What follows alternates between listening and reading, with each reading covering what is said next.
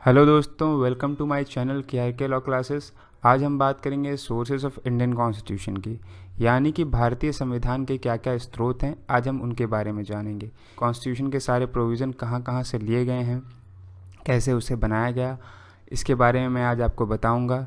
ये वीडियो उन स्टूडेंट्स के लिए ज़्यादा इम्पॉर्टेंट होगा जो अभी किसी जुडिशियल सर्विस की तैयारी कर रहे हैं या नेट और जेआरएफ की तैयारी कर रहे हैं। तो चलिए बात करते हैं और वीडियो को शुरू करते हैं।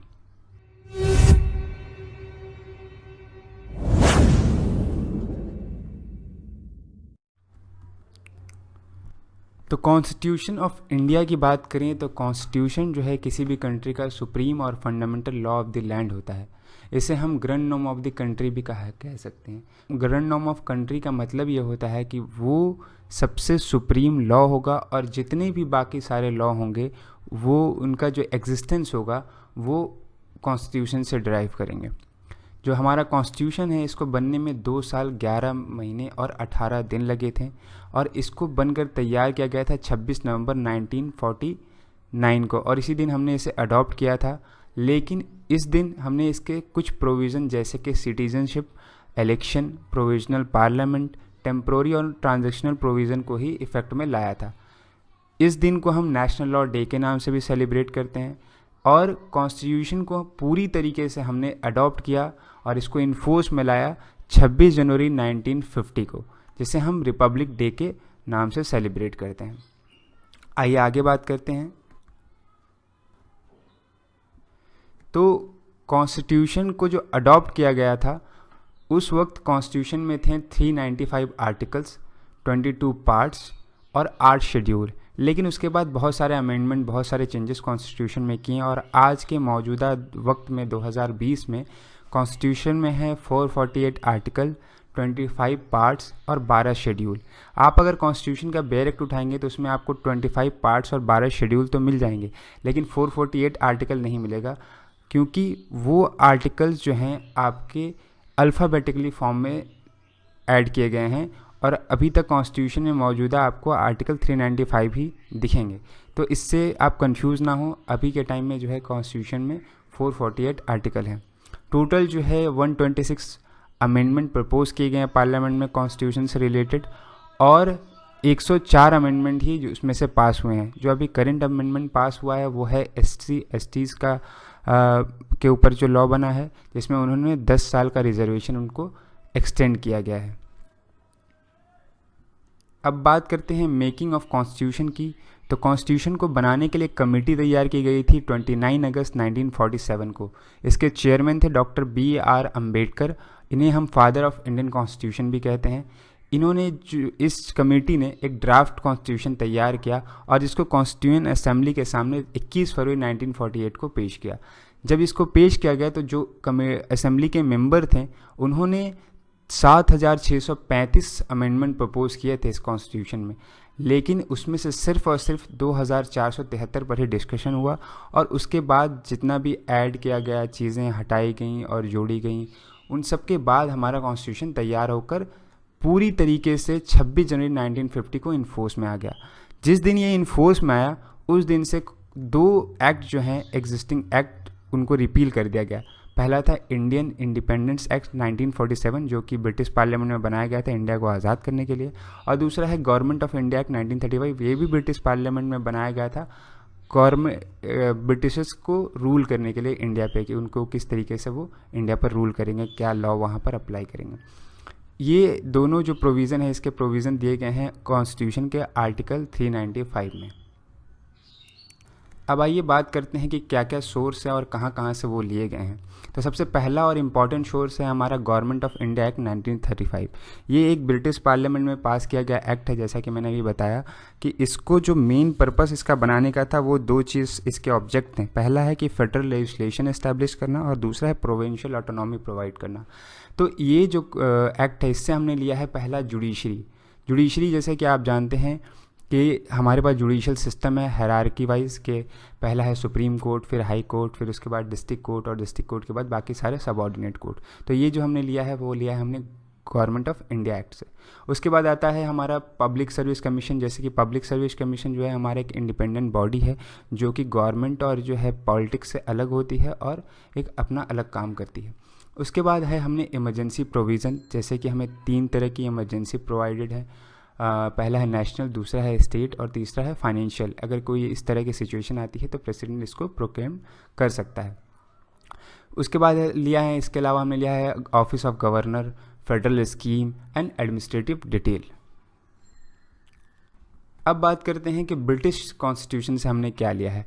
तो ब्रिटिश कॉन्स्टिट्यूशन से हमने लिया है रूल ऑफ लॉ, जो कि डायसी ने दिया था इसका कंसेप्ट, और जिसका मतलब होता है कि जो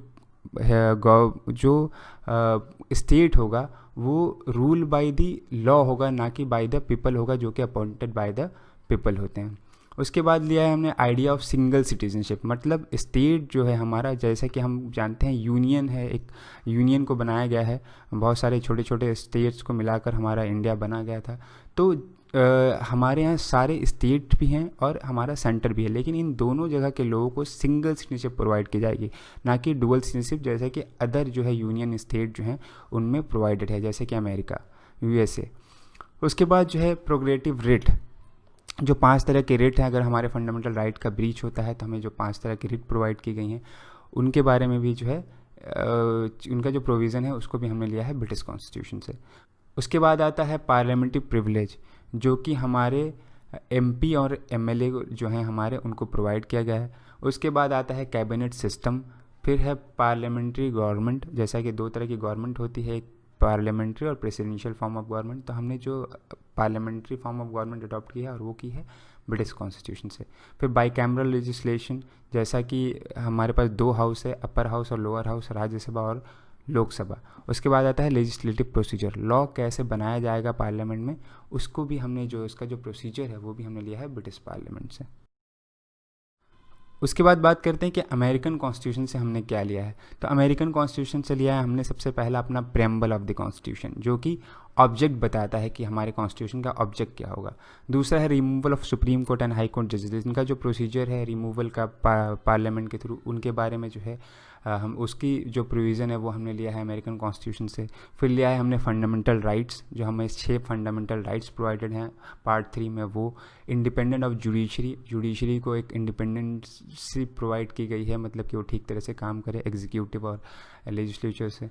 उसके बाद जो है हमने लिया है जुडिशियल रिव्यू, अगर हमारा पार्लियामेंट कोई गलत लॉ बनाता है, आर्बिट्रेरी लॉ बनाता है, तो उसका जुडिशियल रिव्यू करने के लिए हमने एक सुप्रीम कोर्ट को पावर दी है, तो वो चीज़ जो है हमने अमेरिकन कॉन्स्टिट्यूशन से ली है। उसके बाद लिया है हमने इम्पीचमेंट ऑफ प्रेसिडेंट, अगर प्रेसिडेंट जो है कॉन्स्टिट्यूशन के अगेंस्ट जाकर कोई काम करता है तो उसके इम्पीचमेंट का जो प्रोविज़न है तो वो हमें भी लिया है अमेरिकन कॉन्स्टिट्यूशन से। फिर है पोस्ट ऑफ वाइस प्रेसिडेंट की। फिर आता है आयरिश कॉन्स्टिट्यूशन। आयरिश कॉन्स्टिट्यूशन से लिया है हमने directive principle of state policy, जैसा कि एक स्टेट के ऊपर एक रिस्पॉन्सिबिलिटी दी गई है कि वेलफेयर स्टेट को इस्टेब्लिश करने के लिए वो कुछ ना कुछ अपने सिटीजन्स के लिए काम करता रहे। दूसरा हमने लिया है nomination of member of Rajya Sabha. उसके बाद हमने लिया है method of election to the president, जैसा कि नॉमिनेशन की बात करें तो यहाँ पर जो है प्रेसिडेंट के पास पावर है नॉमिनेट करने की 12 लोगों को राज्यसभा में, तो ये हमने लिया है आयरिश कॉन्स्टिट्यूशन से। कैनेडियन कॉन्स्टिट्यूशन से हमने लिया है फेडरेशन विथ स्ट्रॉन्ग सेंटर, जैसा कि सेंटर को जो है वो ज़्यादा पावर दी गई है स्टेट से हमारे इंडिया में, और बहुत सारी जगह पर जब स्टेट और सेंटर के लॉ में क्लैश होता है तो वहाँ पर सेंटर का लॉ प्रिवेल करता है। उसके बाद हमने लिया है wasting of residuary power in the centre, जैसा कि अगर जो लिस्ट में दिया गया है स्टेट, सेंटर और कंकरेंट लिस्ट में, उसके अलावा अगर किसी टॉपिक पे लॉ बनाना हो तो वहाँ पर सेंटर को ये पावर दी गई है। इसके बाद आता है appointment of governor by the centre, मतलब कि जो गवर्नर होगा हमारा वो जो है प्रेसिडेंट जो है उनको अपॉइंट करते हैं, ये भी पावर जो है वो हमने अडॉप्ट की है कैनेडियन कॉन्स्टिट्यूशन से। उसके बाद आखिरी है हमारा advisory jurisdiction of the supreme court, अगर प्रेसिडेंट को किसी लीगल प्रॉब्लम में कोई एडवाइस चाहिए होती है तो वहाँ पर वो सुप्रीम कोर्ट से वो एडवाइस ले सकते हैं, लेकिन वहाँ पर उस एडवाइस से वो बाउंड नहीं होंगे। ऑस्ट्रेलियन कॉन्स्टिट्यूशन से हमने क्या लिया है, तो ऑस्ट्रेलियन कॉन्स्टिट्यूशन से हमने लिया है joint sitting of 2 house of parliament, जैसा कि किसी किसी बिल पर सहमति नहीं बन रही है दोनों हाउसेस में, तो प्रेसिडेंट जो है उसकी जॉइंट सिटिंग करा सकता है, और गवर्नर भी हैं उनकी जो है जॉइंट सिटिंग करा सकता है। उसके बाद कंकरेंट लिस्ट जैसा कि हम जानते हैं कि स्टेट और सेंट्रल दोनों इस लिस्ट में जो भी दिए गए हैं सब्जेक्ट उन पर लॉ बना सकती है। फिर लिया है हमने freedom of trade and commerce and intercourse. इसके बाद हमने लिया है फ्रेंच कॉन्स्टिट्यूशन से रिपब्लिक का मतलब होता है कि हेड ऑफ द स्टेट जो होगा वो हेरिडेटरी से नहीं होगा, बल्कि पीपल जो है उसको अपॉइंट करेंगे। तो ये जो है रिपब्लिक वर्ड और idea of liberty, equality and fraternity, ये जो प्रेम्बल में दिए गए हैं, ये सारे जो वर्ड्स हैं हमने लिए हैं फ्रेंच कॉन्स्टिट्यूशन से। उसके बाद आता है जर्मनी का कॉन्स्टिट्यूशन, जिसको हम वाइमार भी कॉन्स्टिट्यूशन भी कहते हैं। वहाँ से हमने लिया है suspension of fundamental right during emergency. जैसा कि हम जानते हैं आर्टिकल 20 और 21 को छोड़कर सारे फंडामेंटल राइट जो हैं इमरजेंसी के टाइम में उनको सस्पेंड किया जा सकता है। तो ये प्रोविज़न हमने लिया है जर्मनी से। उसके बाद आता है साउथ अफ्रीका का कॉन्स्टिट्यूशन। साउथ अफ्रीका के कॉन्स्टिट्यूशन से लिया है हमने procedure for amendment in the Indian constitution और election of member of Rajya Sabha. यहाँ पे चीज़ याद रखिएगा, एक election of member of Rajya Sabha और पीछे हमने पढ़ा था nomination of member of Rajya Sabha, दोनों चीज़ें अलग अलग हैं। फिर आता है सोवियत कॉन्स्टिट्यूशन, जैसे कि जिसको हम रशिया का कॉन्स्टिट्यूशन भी कहते हैं। यहाँ से हमने लिया है फंडामेंटल ड्यूटी, जैसे कि जो है 51A जो आर्टिकल है हमारा, उसमें 11 फंडामेंटल ड्यूटीज़ प्रोवाइडेड हैं। उसके अलावा लिया है हमने idea of justice, social, economic, political, जो प्रेम्बल में दी गई हैं वो सारी चीज़ें हमने लिया है रशिया के कॉन्स्टिट्यूशन से। फिर आता है जापानीज़ कॉन्स्टिट्यूशन, जापान का संविधान, वहाँ से हमने लिया है प्रोसीजर इस्टेब्लिश बाय लॉ, जो कि आपको आर्टिकल 21 में देखने को मिलेगा। तो दोस्तों ये था आज का हमारा टॉपिक। आई होप आपको टॉपिक अच्छे से समझ आया होगा। ऐसे ही और वीडियो देखने के लिए मेरे चैनल को सब्सक्राइब करें, और इस टॉपिक से रिलेटेड कोई भी इन्फॉर्मेशन चाहिए हो तो मुझे कमेंट बॉक्स में बताएं। मिलते हैं नेक्स्ट वीडियो में, तब तक के लिए गुड बाय, कीप रीडिंग।